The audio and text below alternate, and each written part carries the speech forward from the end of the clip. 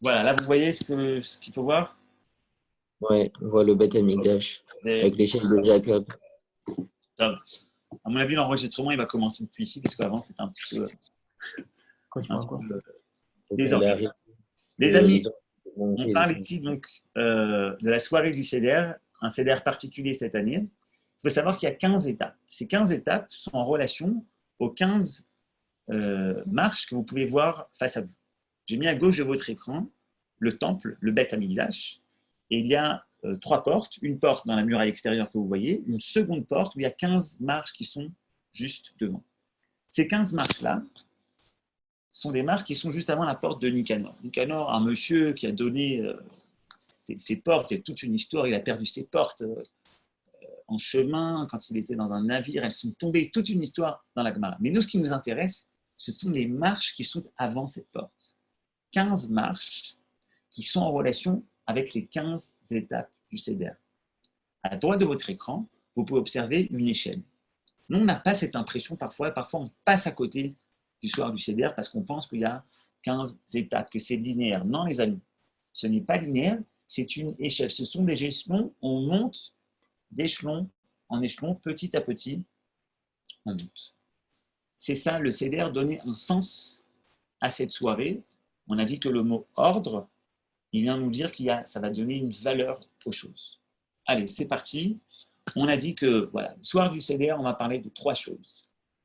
Le corps, c'est en bas. Bon, déjà, ne pas dormir, si on arrive, dormir un petit peu avant, etc., pour avoir de la force. On va parler également de l'aspect ilchatique, comment on fait les choses. Nefesh, c'est la vie, c'est l'énergie vitale, l'esprit vital. On a dit que ça, c'est en général ce qu'on se rappelle, les sentiments, l'ambiance générale autour de la table. Ça, en général, on le connaît plus ou moins. Et la Neshama, c'est l'âme, c'est essayer de comprendre. On va essayer ensemble de comprendre quelles sont ces 15 étapes. Et c'est également de se rappeler chacun ses coutumes. Qu'est-ce que lui, ça lui rappelle cette partie du CDR. Et troisièmement, également de comprendre qu'est-ce qu'il faut faire avec notre corps, c'est-à-dire la halacha, comment il faut agir. Voilà. Alors tout d'abord, les amis, vous qui êtes peut-être seuls cette année, vous n'avez pas l'habitude, mais il faut acheter tout ça. Alors, achetez tout ça en haut à droite. Il y a écrit Zroa, c'est l'os. En général, c'est l'os d'agneau. Vous demandez, vous allez l'acheter, ça se trouve.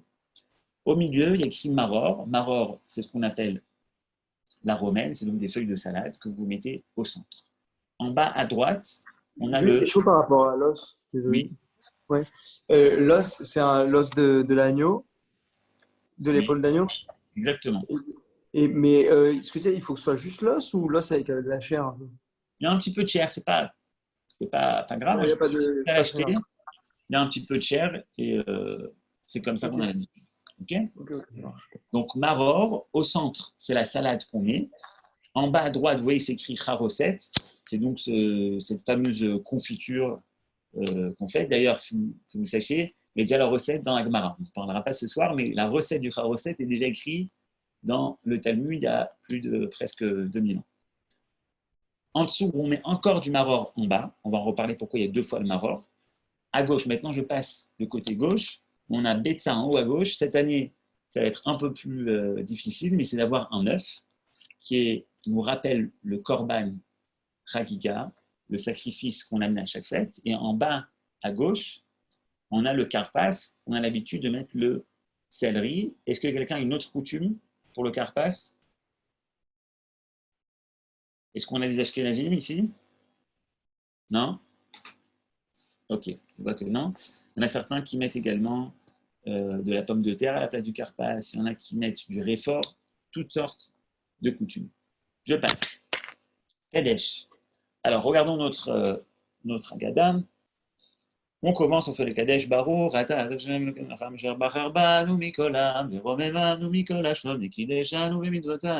on passe, etc. On fera à la fin, bien évidemment, chez Rianou, qu'on a eu le mérite d'arriver à ce moment-là. Pour ceux qui sont en France, on fait chez Rianou les deux soirs. Le premier soir et le second soir, on fera également chez Rianou. Petite idée du Kadesh. Liten Koar Gdusha, je lis. Liten Koar Gdusha Mitzido El Ayom. Les Kadesh et Ayom. Lorsque nous sommes sortis d'Égypte, Dieu a insufflé une âme particulière dans le âme Israël.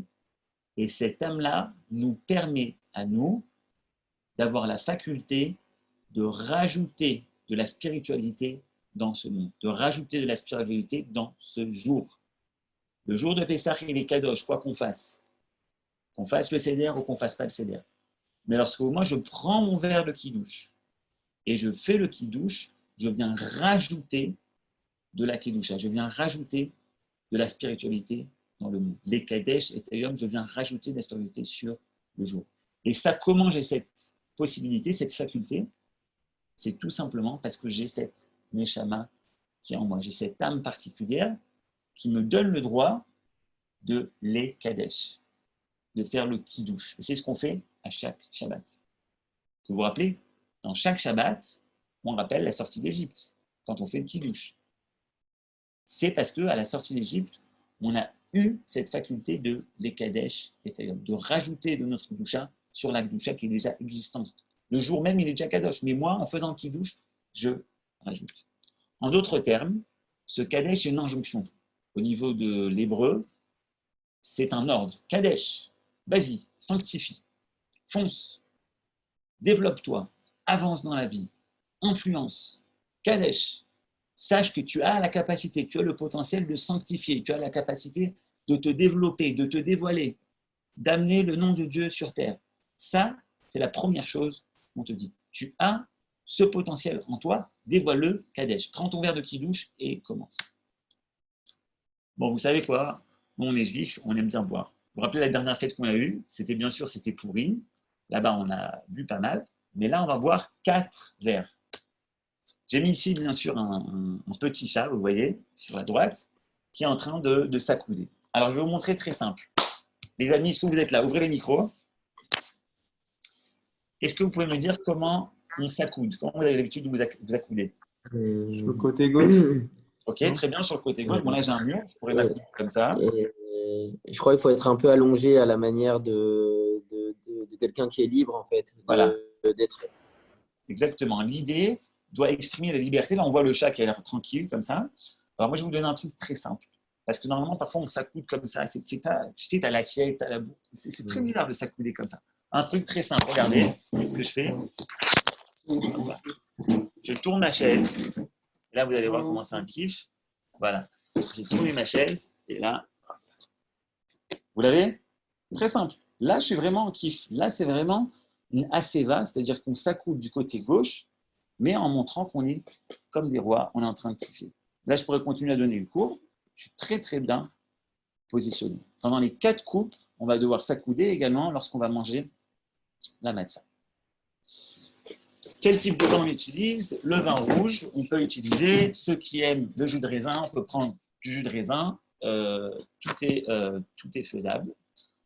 Petite précision, ne prenez pas un verre trop grand, puisqu'on a normalement l'obligation de boire la majorité du verre. Donc, si tu prends un gros verre, il faut que tu en boives beaucoup. Quand si tu prends un verre qui est plus petit, tu vas pouvoir boire. Oui. On m'avait dit c'est 86 centilitres ou un truc comme ça, non? Exactement. Alors, je vais te le relire ici.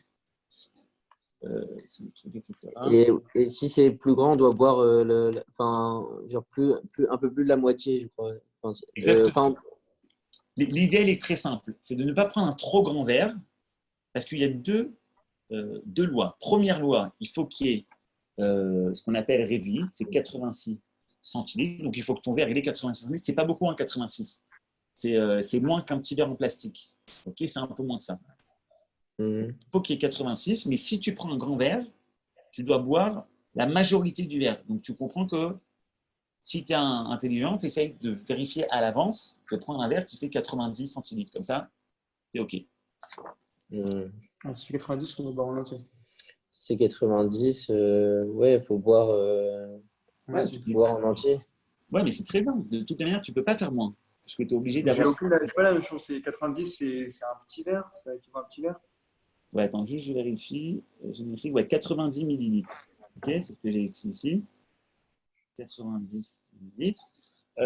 J'en ai un. Comment vous pouvez doser? C'est vraiment un tout petit verre.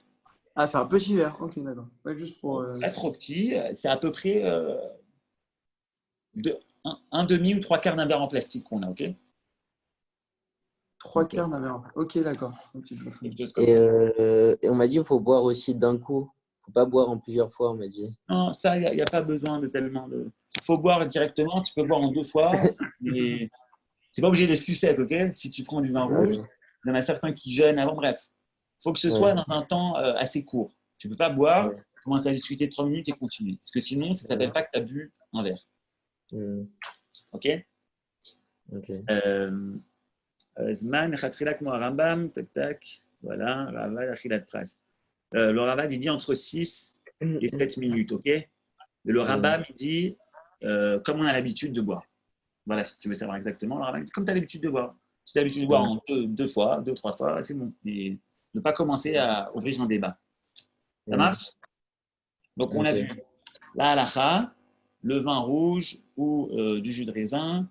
On a expliqué combien il faut dans son verre et également qu'il faut le boire assez rapidement. On continue. Urchatz. Urchatz, on le sait, c'est écrit dans toute la gadote, on va se laver les mains sans faire de bénédiction. Certains ont l'habitude que c'est que le chef de famille qui y va, d'autres, c'est chaque membre qui se trouve le soir du Seder autour de la table qui va se laver les mains. Chacun fait selon son minhag, selon sa coutume. Faites attention et regardez, on est passé à l'étape numéro 2. L'étape numéro 1 était un kadesh, c'était fort, une injonction de te dire fonce, va sanctifier. Juste Oui, une question. Pourquoi on ne fait pas la bracha? Enfin, je sais qu'on ne la fait pas, mais pourquoi? très bien, je vais en venir tout de suite. Ok. On ne fait pas la bénédiction parce que ici, ce n'est pas un etilat yadayim, on se lave les mains, qui précède le motzi. Okay, c'est un etilat yadayim. Pourquoi on le fait? Parce que après, on va tremper un aliment qui est le céleri, on va le tremper dans de l'eau salée. Et on a un enseignement qui nous dit que lorsqu'on trempe des aliments dans certains liquides, comme par exemple le miel ou l'eau, etc., on doit se laver les mains sans bénédiction. Mais C'est quand on clair? se lave les mains, c'est comme n'est-il à 3 fois à Comme droite, 3 fois à l'éthylate. gauche. Comme Pas l'éthylate, comme le. Ok. D'accord. pas comme le matin. Okay, c'est parce qu'après, on va tremper.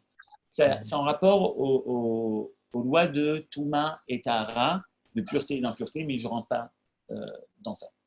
On se C'est-à-dire, rappelle même que en général, par exemple, un autre jour, je veux manger du céleri dans l'eau salée, je dois faire. exactement, c'est la question qu'on pose en général quand on suit. Alors aujourd'hui, on n'a plus tellement pris cette halakha sur nous. Elle a été à un certain moment. Aujourd'hui, on ne le fait pas tellement.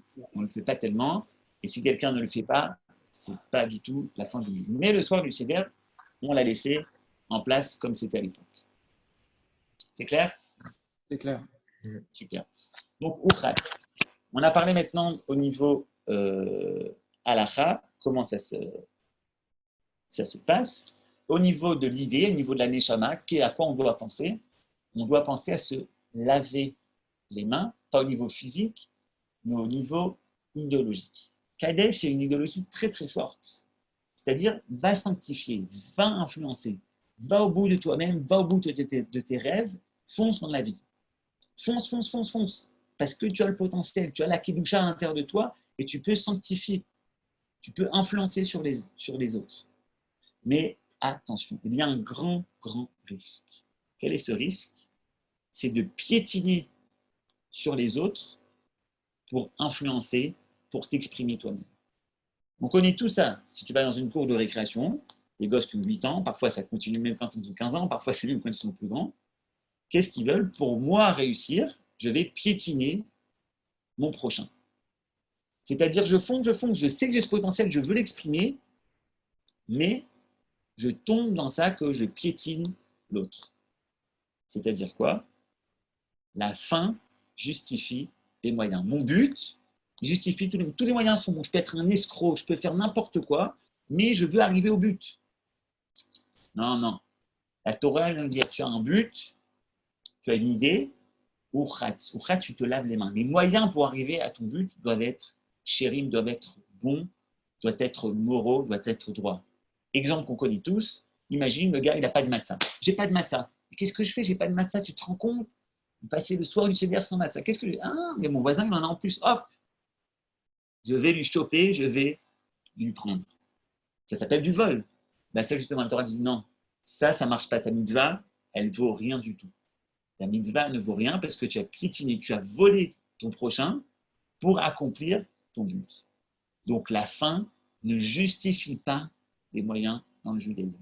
Tu as un but, en d'autres termes, Allah Akbar, se faire sauter au nom de Dieu, c'est impossible dans le judaïsme. Malheureusement, dans notre religion, ça peut se faire, mais non. Tu veux sanctifier le nom de Dieu, tu veux t'exprimer, tu vas avancer, mais attention, uchat, les moyens doivent être chéris, les moyens doivent être propres pour avancer vers ton but. Je continue. Kadesh uchat, karpas. Karpas, alors là, on arrive au céleri. Je rappelle que pour le céleri, donc on va faire une bénédiction Boré Adama. En tzorer le'asem. Pour le karpas, on n'a pas l'obligation de s'accouder. On le trempe dans un petit peu d'eau salée. Et lorsqu'on fait la bénédiction, on pense également à quitter ce qui va venir plus tard, c'est-à-dire le maror. Pourquoi on fait le karpas? Allez-y les amis, pendant que je relis mes notes, à votre avis, pourquoi ce karpas? Qu'est-ce que vous en dites? C'est pas parce qu'on avait la vie amère en Égypte? Alors ça, c'est plus tard, ça ce sera pour Ah oui, c'est après. le maror. Okay. Ah oui, parce que le. Ah oui, attends. Là, le karpas, on le trempe. Ah non, Yahatz, on le trempe dans quelque chose, non?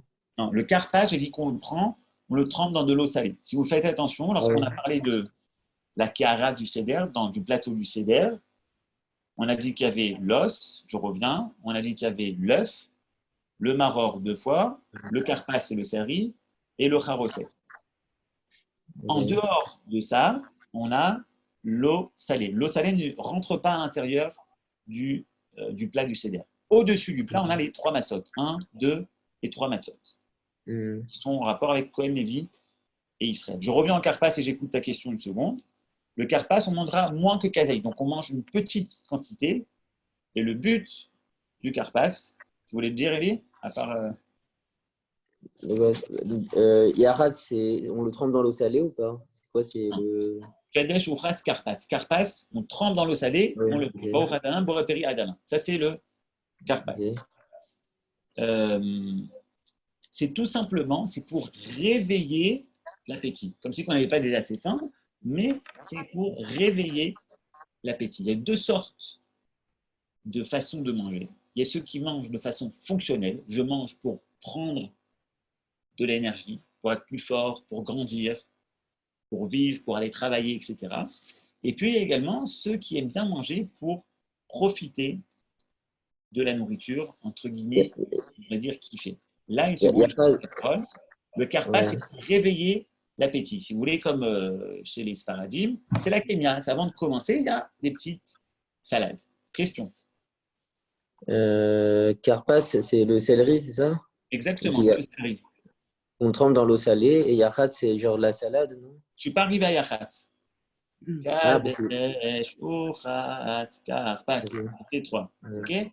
Kadesh, le verbe de qui touche. Uchat, on se lave les mains sans bénédiction. Karpas, on a dit, attention, le karpas, attention, on trempe le céleri dans de l'eau salée.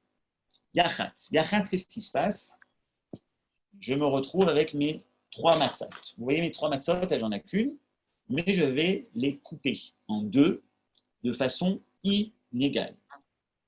De façon inégale, la petite partie, je la garde, et la grande partie, je vais la cacher. Okay, je vais cacher cette grande partie, donc yachat, qui veut dire vraiment couper, briser. Ceux qui arrivent, c'est bien s'ils arrivent à faire ce qu'on appelle hé, et comme ça, faire en 2 parties, comme un hé, une partie en haut à droite avec un angle droit, une petite partie. Aujourd'hui, c'est impossible, les amis, de faire ça. À l'époque, ils faisaient des matzot qui n'étaient pas fines comme ils l'ont fait, mais ils faisaient des matzot épaisses, donc ils pouvaient vraiment déchirer comme ils voulaient la matzot. Aujourd'hui, tu la coupes, oui. Arrive. Question. Et je crois que la plus grande partie, elle est cachée. C'est la ficomane, ça représente le Corban Pessar, c'est ça, non? Exactement. C'est ce que je viens d'expliquer, que la grande partie va être cachée. Donc, on la met chacun où il veut, sous une table. On la On la mange à la fin. On la mangera à la fin, on en parlera. Pour l'instant, on va garder la petite. Ça marche? Ok. Après ça, on arrive à la grande mitzvah qu'on a du Seder. Et avant de parler de cette mitzvah, la mitzvah, c'est la mitzvah du Magid. Magid, c'est raconter, expliquer. Avant de parler de cette mitzvah, je vais vous raconter une histoire. C'est un jour un rabbin, un chassid, un admour plus exactement, qui reçoit chez lui un élève. Et cet élève vient voir le grand rabbin et lui dit, tu sais, moi, ça ne me chauffe pas du tout la Haggadah. Je sais pas, pourquoi ça ne te chauffe pas? Il lui dit, moi, ça ne m'intéresse pas la Haggadah parce qu'on ne raconte pas la sortie d'Égypte dedans. On parle de Rabbi Akiva qui était là-bas avec ses copains à Bnei Brak, qui racontait ce qui s'est passé. Après, on fait le Hallel, on remercie Dieu pour les Nissim. Finalement, Moshe, il n'est pas rappelé une seule fois dans la Haggadah. On ne raconte pas les événements, on dit combien de doigts il a à Dieu, combien de plaies se sont passées, est-ce qu'il y en a eu 10 et qu'il y en a eu 50. Mais on ne raconte pas les faits. On ne raconte pas la paracha de Shemot, Bo, les parachas de Bo, de Béchalar. On raconte la sortie d'Égypte. On ne les voit pas dans la Haggadah. L'histoire avec Moshe et Pharaon qui vient, il lui fait une plaie, après il lui fait une autre, et puis après ils sont sortis. On devrait raconter tout ça. La sortie d'Égypte, l'ouverture de la mer Rouge. On raconte tous les jours dans la prière. Aziashir Moshe, Ouvne. On raconte la Shira, le chant qu'ils ont fait quand Moshe a coupé la mer en deux. On devrait raconter ça le soir du Seder. Et donc, cet élève dit à son rabbin, lui dit, tu sais, moi, ça ne me chauffe pas. Moi, ce n'est pas ce que je fais le soir du Seder. Je ne raconte pas la Haggadah. Je raconte à mes enfants l'histoire, l'énigme, la tragédie, ce qui se passe le soir du Seder, cette histoire fantastique de la sortie du peuple juif. À la fin, pour moi, je lis le Seder vite fait, je bois les 4, etc. Et donc, l'élève vient voir le rabbi, lui dit, est-ce que j'ai bien fait? Le rabbi lui dit, non, tu n'as rien compris du tout. Toi, tu crois que le soir du Seder, on vient raconter un événement qui s'est déroulé, qui s'est passé. Mais nous ne sommes pas des historiens. Nous ne sommes pas des historiens, nous ne sommes pas là pour raconter une histoire passée il y a 3300 ans. Pas du tout. Vous voyez comment c'est fait la Haggadah? La Haggadah, elle vient nous raconter comment Rabbi Akiva, lui, racontait à ses élèves. C'est-à-dire qu'on n'est pas là pour faire de l'histoire, on est là pour vivre l'histoire. On se remémore cette histoire pour la vivre nous-mêmes. C'est la raison qu'on ne va pas raconter tout ce qui s'est passé à l'époque. Parce que le but de cette soirée, c'est nous-mêmes de sortir d'Égypte. Chacun doit se voir comme s'il sortait, lui, de l'Égypte. C'est pour ça que tout ce qu'on raconte là-bas, ce ne sont pas des versets qui sont pris de Bo ou Béchalar, des moments qui parlent de la sortie d'Égypte, mais c'est des versets qui sont pris à l'époque de Kitavo bien plus tard, lorsque, à l'époque des prémices, des premiers fruits qu'on amenait au Beth Amikdash, il y avait toute une histoire où lorsque les gens arrivaient là-bas, ils racontaient l'histoire de la sortie d'Égypte. Vous savez ce que c'est les prémices? C'est les premiers fruits. J'ai un grenadier, les premières grenades qui sortent, je les amenais au temple. Et lorsque j'arrivais au temple, il y avait tout un discours qu'on devait dire, qui est écrit dans la Torah, et ce discours-là, il racontait la sortie d'Égypte. Ce sont ces versets-là qu'on va lire ce soir. Ça veut dire que ce sont des versets qui racontent eux-mêmes la sortie d'Égypte d'avant. C'est pour vous dire que le but, ce n'est pas l'histoire, mais c'est de vivre nous-mêmes cette sortie-là. Je passe, le Magid est la grande mitzvah, c'est une mitzvah de la Torah. C'est la seule, pas la seule, mais c'est une des deux seules qu'on a. On a la mitzvah de manger la matzah, qui est de la Torah ce soir-là, également la mitzvah de raconter. Des questions? Alors, venons, on passe un petit peu sur le Magid. Bon, on connaît tous, Man, Ishtana, Alayla, on commence comme ça. Avadimaino, etc. On a plusieurs histoires. Petite question, est-ce que vous savez, il y a des certains moments où on va couvrir les matzot, il y a des moments où on va découvrir les matzot. Est-ce que quelqu'un a une idée pourquoi? Est-ce que vous savez?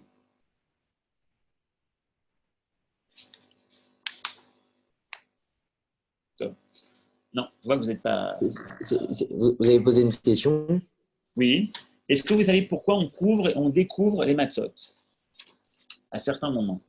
Non. Est-ce que c'est un problème de honte, un peu comme le pain? Exactement, c'est un petit peu lié à ça. Donc vous allez voir, c'est pas besoin de le dire quand, c'est toujours écrit dans la Gadot, à ce moment-là, on découvre les matzot. À chaque fois qu'on va faire quelque chose en relation avec le vin, en général, on prend la coupe de vin, on lit un texte spécial, à ce moment-là, on va couvrir les matzot. Parce que maintenant, c'est le vin qui est On m'a dit important. qu'on va dire en français. Ok. On comprend rien. Après, quand on découvre les matzot, on pose de l'herbe. Ouais, vous avez le micro ouvert là. Hein. Ce que je voulais dire, que de façon générale, les matzot sont découvertes. Parce qu'on dit qu'on doit raconter la sortie d'Égypte avec matzot, umurim, munachim, lefanecha, avec les matzot qui sont face à toi. Et quand on va parler du vin, on va faire quelque chose qui a rapport au vin, on couvre les matzot et on lève. Top. On a raconté, les amis, et c'est le plus important, puisque avant de rentrer quelque chose dans la bouche, il faut savoir qu'est-ce qui sort de notre bouche. Pessar, c'est la bouche qui parle, mais c'est justement cette mitzvah de Maguid. Une fois qu'on a raconté la bouche qui parle, qu'on a vécu nous-mêmes la sortie d'Égypte, hop, on passe maintenant au repas. Rortza, cette fois-ci, on se lave les mains avec bénédiction, Netilat Yadayim, comme on connaît tous. On continue. Motzi Matzah. J'écris ici, on va faire deux bénédictions. Alors, je les trouve ici.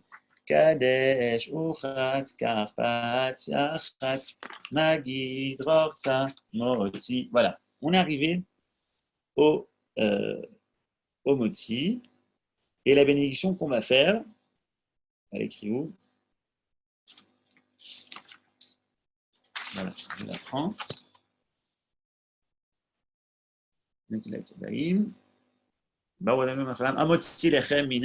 Ça, c'est normal. Et après, on va faire une bénédiction qu'on a une seule fois dans tout Pessah. On ne fait pas attention, mais une seule fois dans toute la fête de Pessah, on a l'obligation de manger un kazaït, de manger une certaine quantité. On va en parler de quelques minutes de cette quantité. Et on va donc faire Baruchat Hashem Elokeinu melech haolam asher kideshanu bemzotav etzlanu al achilat matzah. On a l'obligation de manger de la matzah. On fait une bénédiction spéciale une seule fois pendant ces 7 jours. Parenthèse entre nous, celui qui ne veut pas manger de matzot pendant tout Pessah, il peut. Il a une fois où il doit en manger, c'est le soir du Seder. Tous les autres jours, il peut se contenter de manger des patates, de manger des légumes, mais il n'est pas obligé de manger de matzah. Soukot, c'est faux, on doit manger dans la soukot tout le temps. Là, non. Une fois, on a besoin, on a l'obligation, et on fait donc à la chilat matzah. Quelle quantité il faut? Alors là, il y a beaucoup de gens qui disent pas mal de trucs. Moi, je vais vous dire un truc très, très important. Kazaït, c'est quoi? C'est les petites boîtes d'allumettes qu'on a en Israël. Alors, je n'en ai pas sorti une ici, j'en ai une dans mon tiroir. C'est vraiment les toutes petites boîtes comme ça. C'est un volume, c'est pas en poids, c'est un volume qui équivaut à une petite boîte d'allumettes. Donc, qu'est-ce qu'on fait? C'est à peu près un tiers d'une matzah yad. Pas yad, pardon, une matzah mechona. Les matzot qu'on a rectangulaires, c'est un tiers, c'est un kazaït. Donc, si vous me suivez bien, c'est pas énorme. Sauf que quoi? Là, on fait deux bénédictions, on fait motzi et matzah. Donc là, on a l'obligation de manger 2 kazaït, c'est-à-dire de manger 2 tiers de la matzah. Vous êtes avec moi, les amis? Vous parlez de la matzah shmoura, là? Exactement. Tu vas introduire une nouvelle notion, une seconde, matzah shmoura. C'est donc une matzah qui a été gardée, ou à partir du moment où on a fait monter le blé, on n'a pas monté, on a fait pousser le blé, a été gardée, qui n'a pas eu de cramette, ou à partir du moment où on l'a mis au four. On appelle ça la matzah shmoura, elle est faite en général à la main. Vas-y. Oui, mais du coup, j'ai une question. J'ai étudié le cas où on m'a dit que s'il n'y a pas en fait, assez de matzah shmoura pour tout le monde, pour que chacun prenne 30 grammes, en fait, ils peuvent prendre un petit bout et compléter 30 grammes avec de la matzah normale. C'est possible? Ah, C'est ok, très, c'est très correct. juste. Bon, je ne sais pas combien vous aurez de matzot shmurot, je ne sais pas combien vous allez être, vous, 5 ou 6. En tous les cas, c'est très, très juste. Donc, motzi, sur quel matzah je fais le motzi? Ça non plus, J'ai oublié de le dire, c'est écrit toujours dans les Haggadot, si vous en allez en avoir une. C'est la petite partie. Vous vous rappelez la petite partie qui nous reste? On prend Ouais. de cette petite partie et il me semble qu'on prend aussi la matzah du haut, je crois. Je me rappelle, vous regarderez, c'est la matzah du haut, la matzah du bas, avec la demi-matzah qui nous reste. La grande partie, on l'a gardée pour la fin. La petite partie, on la prend maintenant. C'est juste ce que tu as dit, on doit donner une petite partie à chacun de 7 matzahs qui étaient sur le plat du Seder. Il est important que chacun reçoive un petit bout. Mais comme ça ne suffit pas pour avoir 2 kazaïtes pour tout le monde, après on prend ou une autre matzah shmura si on en a, ou sinon une matzah normale. Vous avez les micros qui sont ouverts. Vous pouvez fermer si vous n'avez pas de questions. Donc ça c'est important, motzi matzah de kazaït. Motzi matzah, on continue. Maror. Alors tu peux rouvrir le micro, parce que là on a une très grande question. Toute cette soirée a un seul et unique but, nous dire, les amis, vous êtes des hommes libres. Vous êtes des hommes libres parce qu'on fait Aseva, vous vous rappelez, on s'accoude pour montrer la liberté. On boit du vin également. Boire du vin, ça montre la richesse, ça ouvre les cœurs. C'est un signe de waouh, de kiff, de liberté. Et là, on vous dit, on mange du maror. Ma question, elle est simple et je vous la pose. Pourquoi manger du maror alors que le but, c'est de sortir vers la liberté?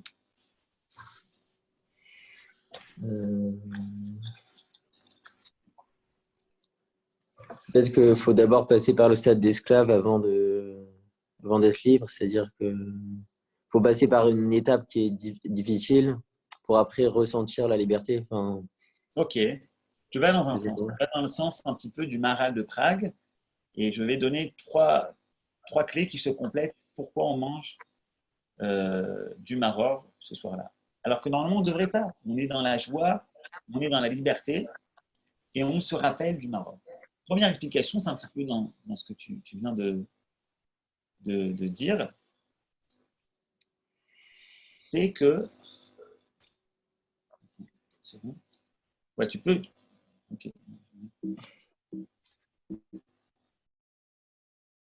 Non. Alors, pardon, je reprends. Pourquoi le maror, c'est important? Comme tu l'as dit, le Maharal nous parle d'un mot qui s'appelle le contraste. C'est quoi le contraste? C'est la faculté à avoir deux choses qui sont complètement différentes, mais le fait qu'il y a ce contraste nous permet d'apprécier le contraire. Exemple, la lumière. La nuit, quelque chose qui est sombre, quelque chose qui est noir, et donc à l'inverse de la lumière du jour. Mais s'il n'y avait pas de nuit, s'il n'y avait pas d'obscurité, nous ne pouvons pas comprendre et appréhender la chance qu'on a d'avoir la lumière.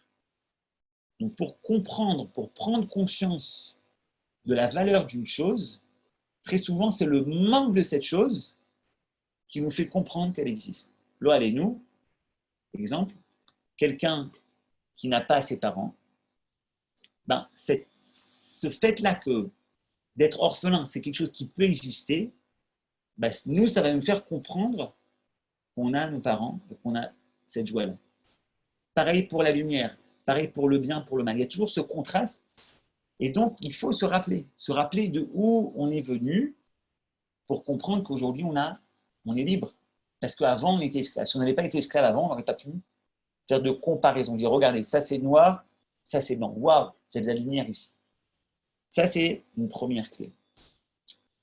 La deuxième clé, qui va dans cette direction, c'est de dire que si quelqu'un il sent l'amertume, le maror qu'on mange, je rappelle que c'est donc la romaine, c'est la feuille de salade.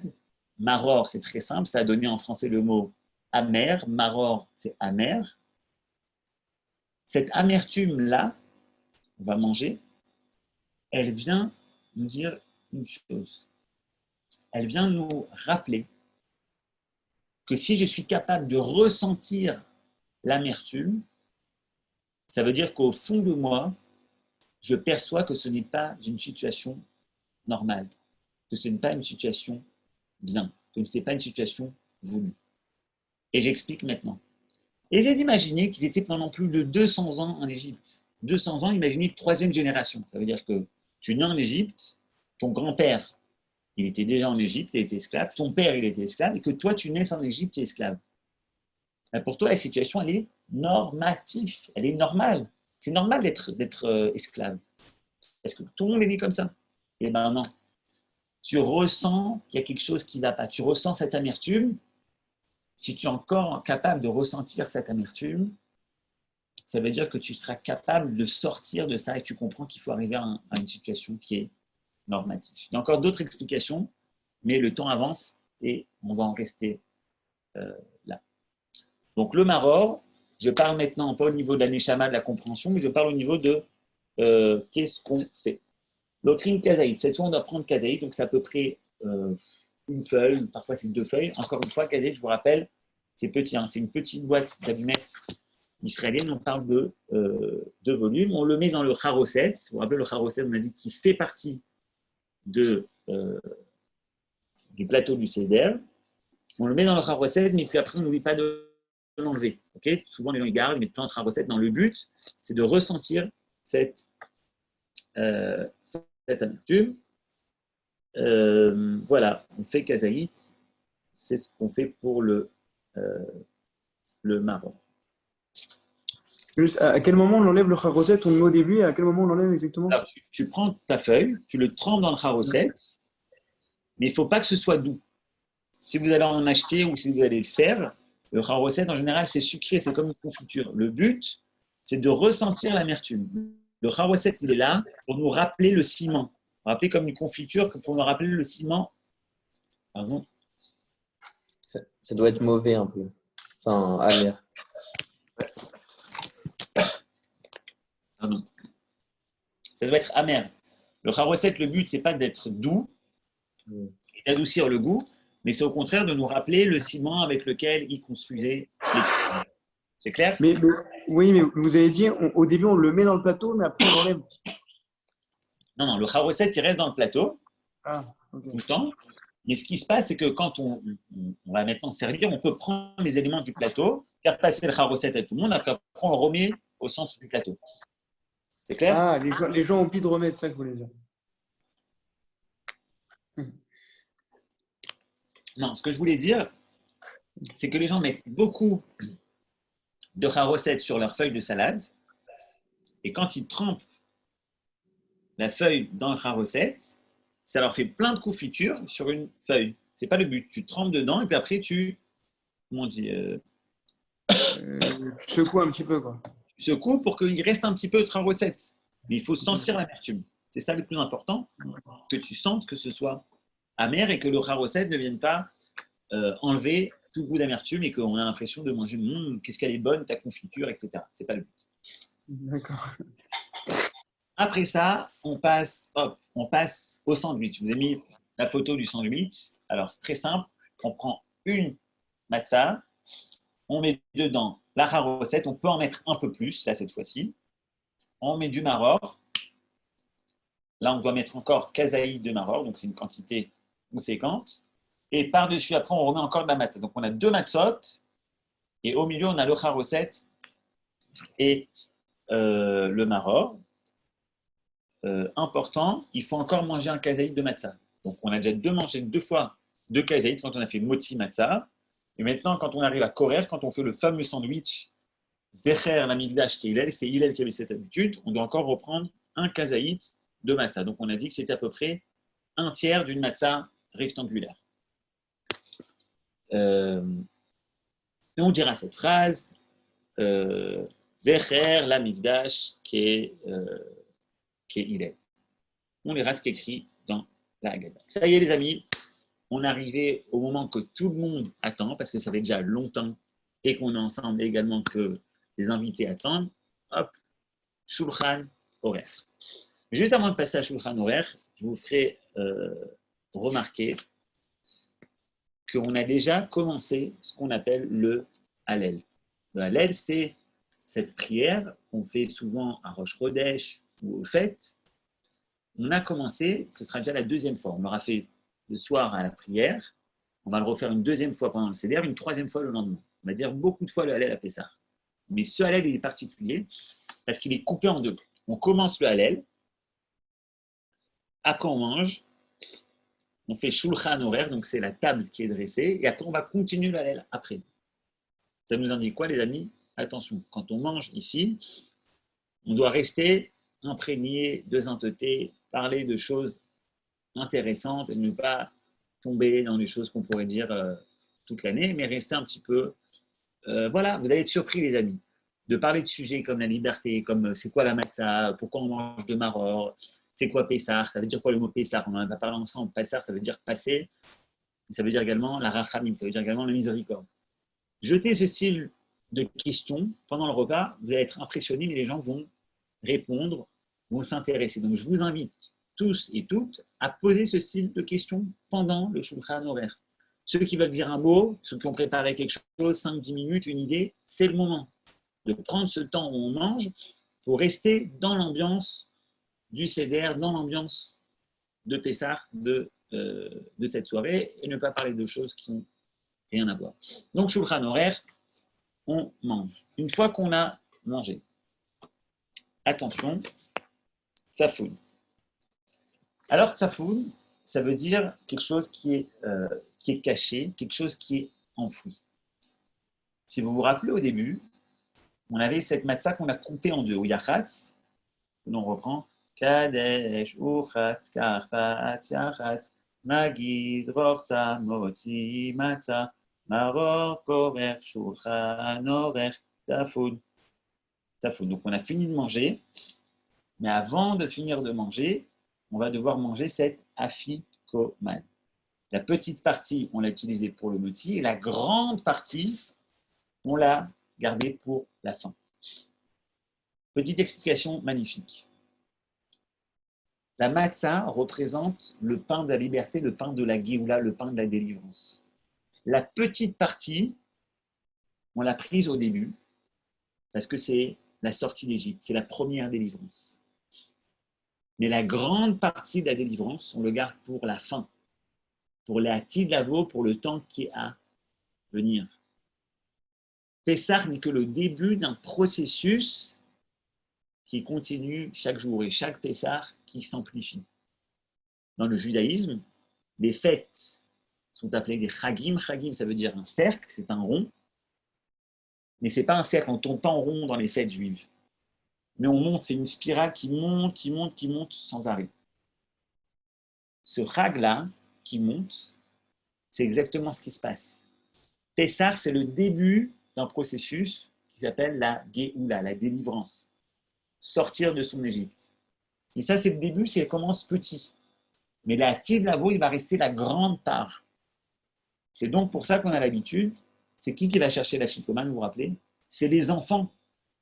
C'est eux qui vont avoir le mérite, les générations futures, c'est eux qui vont avoir le mérite de voir la grande délivrance. La plus grande partie de la délivrance, c'est Afikoman. Alors, le foie Afikoman, il est spécial.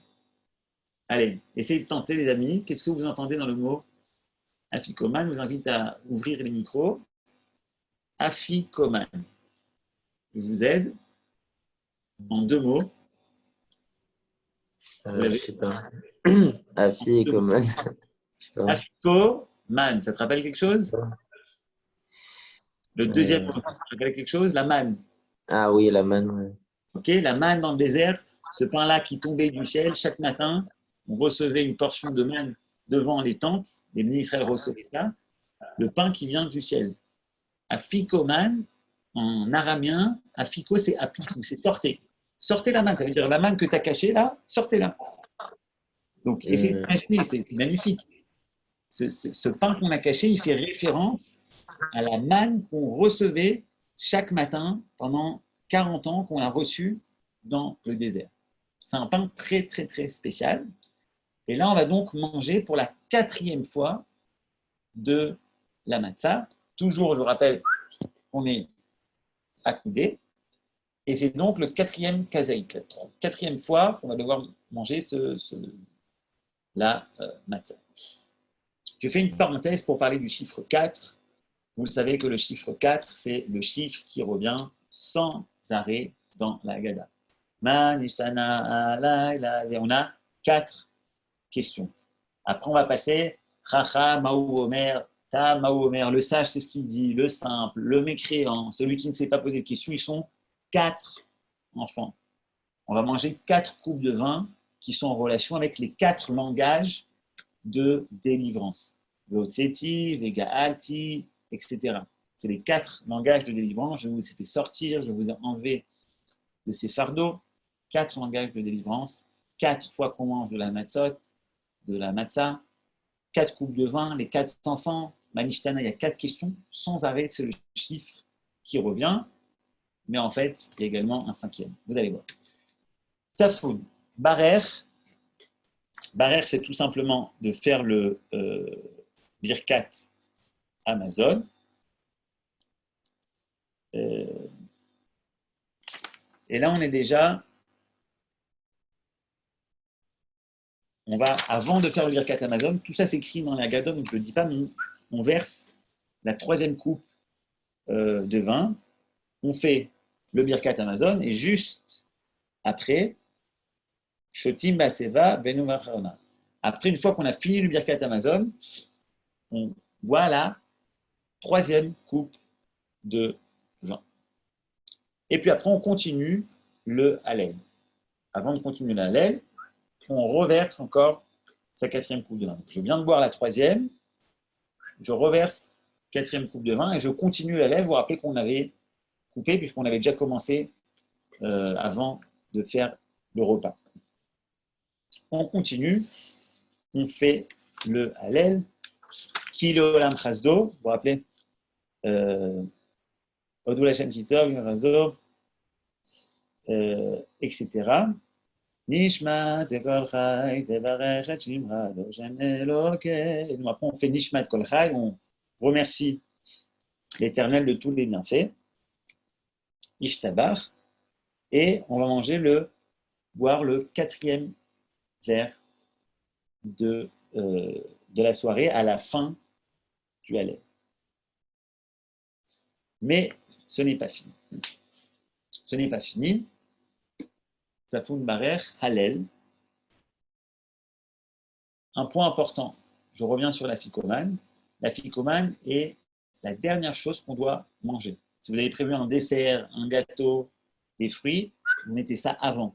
La ficomane se trouve à la fin, puisqu'on doit garder le goût de la ficomane. Les seules choses qu'on a le droit de boire après la ficomane, ce sont les verres de vin qu'on doit boire, et si on a besoin de boire un verre d'eau. Il faut qu'on garde ce goût de la ficomane, ce goût de ce pain, de cette manne, de ce pain qui est tellement spécial, qu'on le garde jusqu'au lendemain. Cette afficomane, elle fait référence, en fait, au Korban Pessah, au sacrifice qu'on a amené à l'époque de Pessah. Et il y a une loi qui nous dit qu'un Kohen, lorsqu'il allait manger les sacrifices, il avait l'interdiction d'avoir faim. Oui, écoutez bien ça. Il y avait certains sacrifices qui étaient mangés par les Kohanim, par les prêtres. Ah, je n'ai pas mangé aujourd'hui, ma femme ne m'a pas fait à manger, qu'est-ce que je fais? Hop, je vais au Beth Amikdash et je vais manger les sacrifices. Je vais manger un bon barbecue, un bon à la hache. Ce n'est pas possible, tu ne peux pas. Il faut que tu sois rassasié pour manger. Cette afikoman, c'est exactement ça. Une fois qu'on a mangé, qu'on s'est bien rassasié, on mange encore de la ficomane, mais uniquement pourquoi? Juste pour la mitzvah. Attention, il ne faut pas non plus être overbooké au niveau de ce qu'on a mangé, qu'on en soit presque à vomir, mais il faut qu'on soit rassasié. Et lorsqu'on mange ce pain, cet afikoman, qui fait référence à la manne, on dit que matzah, c'est l'echem haemouna, le pain de l'haemouna, il faut qu'on soit rassasié. La seule raison pour laquelle on mange la ficomane à la fin, c'est pour la mitzvah. Netto. Netto, c'est que pour accomplir la mitzvah. Ça, c'est la force. Je ne fais pas ça parce que j'ai un petit peu de hanage, un petit peu de kiff, un petit peu de plaisir, j'apprécie. Non. Je fais ça parce que c'est un commandement de Dieu. Comme le Kohen, lorsqu'il allait manger le korban, c'est pas parce qu'il veut kiffer maintenant, se faire un petit barbecue, un petit burgers bar. Non. C'est parce que maintenant, c'est un ordre, c'est une mitzvah. Est-ce qu'il y a des questions avant qu'on termine? Safoun, Barer, Hallel, et on a le Nirtza. Les amis, le Nirtza, c'est le plus beau. Hein. C'est le plus beau. C'est malheureusement, c'est la 15e étape qu'on a l'habitude de zapper. Ouais, c'est quoi Nirtza? Ben voilà, en général, c'est ça. Alors, qu'est-ce que je vous montre ici? Allez-y, ouvrez les micros. Est-ce que quelqu'un sait qu'est-ce que je suis en train de faire? C'est pas la dernière prière qu'on fait sur l'eau qui a éteint le feu, Exactement. qui a Le brûlé les Nirtza, bâtons. c'est ça. Alors, on pourrait le faire ensemble. C'est le chevreau qui a mangé le chat, qui a mangé le chien, qui a été frappé par le bâton, qui a été brûlé par l'eau, qui a été brûlé par le feu, qui a été éteint par l'eau, etc. Jusqu'au Akadosh Baruch. Adgadia, c'est ça? Exactement, Haggadah. C'est ce chevreau que mon père avait acheté pour 2 sous. C'est une des chansons qu'on a l'habitude de faire. Les amis, le chant, c'est très, très, très, très important. Pendant tout le CDR, il y a plusieurs chansons que vous connaissez. Allez-y. Ça, on la connaît hein, tous. Bon, il y a la version ancienne, je ne sais pas comment on faisait, mais il y en a qui font Ok? Je ne sais pas comment vous faites, vous. Vous avez une On habitude? fait comme Yaakov Sheki. Ok, voilà, ok. On a fait la Shloki. Il y a plein de petites chansons. N'hésitez pas. Quand il y a un texte, vous connaissez une chanson, allez-y. Même si ce n'est pas la chanson de mon grand-père, c'est pas grave. Et à la fin, c'est ce qu'on fait à Nirtza. On a l'habitude. On a l'habitude de chanter. Il y a également Echa, Admiyodea, Echa, Admiyodea, Echa, Sheba Shamayim Uvaretz. Donc, ce Nirtza là, il a une forme toute particulière. Et j'aimerais finir par ça parce que c'est le plus beau, à mon avis. C'est l'aboutissement de tous ces efforts. Les 14 étapes qui nous demandent d'être actifs. Kadesh, vas-y, fonce. Ourat, fais attention à ce que tu fais. Ne va pas piller les autres. Ne va pas piétiner les autres pour aller à ton but. Kadesh, Karpas, tu commences, tu manges, tu te prépares. Kadesh, Ourat, Karpas, Yachatz, Magid. Alors, avant de manger, attends, tu dois sortir de ta bouche. Orta, Motimatsa, Maror, Korer. Tout ce qu'on fait, ce sont des étapes où on est en action. On se rappelle, mais surtout, on actionne, on fait des efforts. Pardon.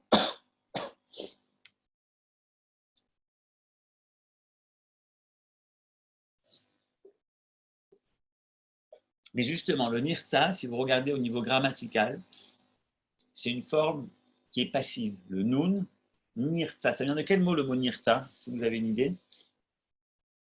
Le mot nirtza vient du mot ratson, qui veut dire le mot volonté.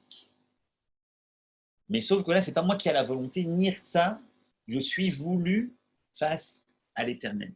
C'est-à-dire qu'après toutes ces actions, après tous mes efforts pendant ces 14 étapes, où j'ai essayé de comprendre, j'ai essayé de chanter, j'ai essayé d'être là, d'être présent, à la fin, Nirtza. Mes prières sont acceptées, ce que j'ai fait est accepté, j'ai été actif, maintenant je suis Mekabel. Je reçois le fruit de ma récolte. J'ai travaillé. Le 15e étape, c'est recevoir. Les amis, c'est l'étape où il faut kiffer, il faut chanter, il faut continuer à discuter, il faut continuer à profiter de cette soirée du CDR. J'aimerais finir par ce qu'il y a écrit dans le Shulchan Aruch. Rabbi Yosef Karo, au XVIe siècle, à Tzfat, nous a offert ce magnifique livre. C'est le livre de référence de la halacha qui s'appelle le Shulchan Aruch et qui nous dit comme ça. Chayav Adam lasok bilchot Pesach b'yitzat Mitzrayim v'lesaper benissim uniflaot. L'homme a l'obligation de raconter les lois de Pessah et de raconter l'histoire de la sortie d'Égypte et de raconter les miracles Shasa Kadosh Baruch Hu lavotenu, que Kadosh Baruch Hu a fait à nos pères, également à nous. Donc raconter l'histoire de la sortie d'Égypte qu'il y a eu avant, même la nôtre. Si à nous aussi nous arrivent des miracles, des choses, les raconter. Ad shetartefenu shena, jusqu'à que le sommeil nous kidnappe. Voilà, ça on l'oublie. Et ça veut dire qu'après ça, il faut continuer à être là. Si on va encore prendre un bouquin, ou faire quelque chose, ou encore une chanson, ou dire quelque chose qui est lié à cette soirée du CDR, c'est l'occasion, on a l'habitude de lire Shir HaShirim. Shir HaShirim, on connaît tous, ou ceux qui ne connaissent pas, on a l'habitude de le dire le vendredi soir à la synagogue. On a également l'habitude de le dire ce soir-là. Les Shana Haba'a, Birushalayim, Abnuya. On va tous finir avec cette phrase. Peu importe qu'on habite en Alsace, qu'on habite à Paris, qu'on habite à Jérusalem, on va tous finir les Shana Haba'a, Birushalayim, Abnuya. L'an prochain, à Jérusalem reconstruite. C'est le vœu depuis plus de 3300 ans. C'est le vœu qu'il y a dans chaque famille juive. Lorsqu'on finit le soir du Seder, on finit par cette phrase d'arriver à Jérusalem. C'est de rentrer dans ce Beth Mikdash, vous vous rappelez, ces 14 étapes, c'est ces 14 marches où il y avait à la fête de Sukkot, il y avait les Lévites qui chantaient, guitare, violon, etc., qui chantaient 15 psaumes. Ce n'est pas 14 marches, pardon, c'est 15.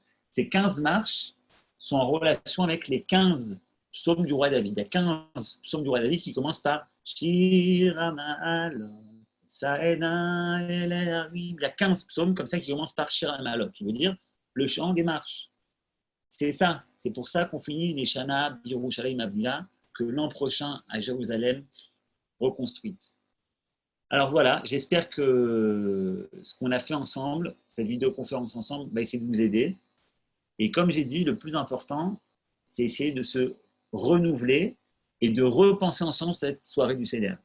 On a tous nos habitudes, mais cette année, c'est complètement différent. On avait eu peut-être l'envie de voyager, ou peut-être qu'on avait notre tante, qu'on devait aller chez notre tante, chez nos cousins, ou peut-être que nos parents devaient venir, on ne sait pas. Et tous nos plans, à cause du corona, n'ont pas lieu. Mais c'est justement l'occasion pour nous de faire notre propre Seder comme on a envie de l'organiser. Merci à tous. Les Shana Haba, Birushalayim, Abnuya, qu'on ait le mérite de passer cette porte de Sha'ar Nikanor et de rentrer dans le Beth Amikdash, pas pour manger la ficomane cette fois, mais pour la kriv Korban Pessah, pour faire le sacrifice de Pessah. Voilà. Merci à vous tous. Chag Sameach, merci Avec beaucoup. Saméar.